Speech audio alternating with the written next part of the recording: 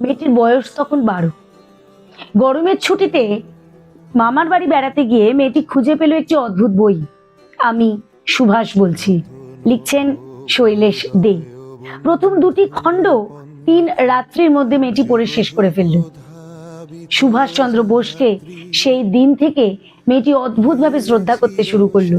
মেয়েটির জীবনের inspiration, idol হলো সুভাষচন্দ্র বোস। বাড়ি ফিরে এলো মেয়েটি, তখনও তার মনের স্মৃতিতে তাজা হয়ে রয়েছে বিশেষ করে আমি সুভাষ বলছি দ্বিতীয় খণ্ড।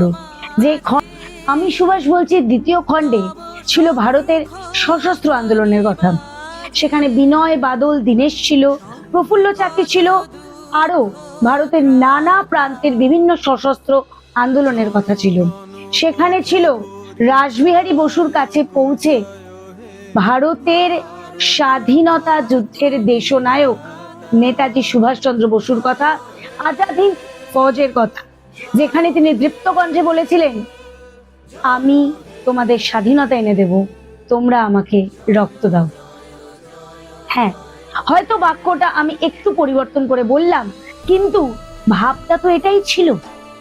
এবং এরপর মেয়েটি বাড়ি ফিরে এসে লাইব্রেরি থেকে জোগাড় করেছিল আমি সুভাষ বলছি তৃতীয় খণ্ড, যার অবশেষে একটি বিশেষ প্রতিবেদন ছিল নেতাজির মৃত্যু সংক্রান্ত নানা প্রশ্নকে নিয়ে। সত্যি কি তাই হোক বিমানবন্দরে নেতাজির মৃত্যু হয়েছিল? সত্যি কি শাহনওয়াজ জেনে বুঝে ব্রিটিশদের সমস্ত অত্যাচার সহ্য করে চুপ করেছিল? আজাদ হিন্দ ফৌজের কেউ কি জানতো না নেতাজির সাথে কি হয়েছিল? আজও সেই মেয়েটির বাড়ি খুঁজলে হয়তো সেই প্রতিবেদনটা খুঁজে পাওয়া যাবে, যেটা সে সযত্নে নিজের কাছে রেখে দিয়েছে। বয়স বাড়ে, নেতাজি সুভাষচন্দ্র বোসের প্রতি শ্রদ্ধা একটুও কমে না।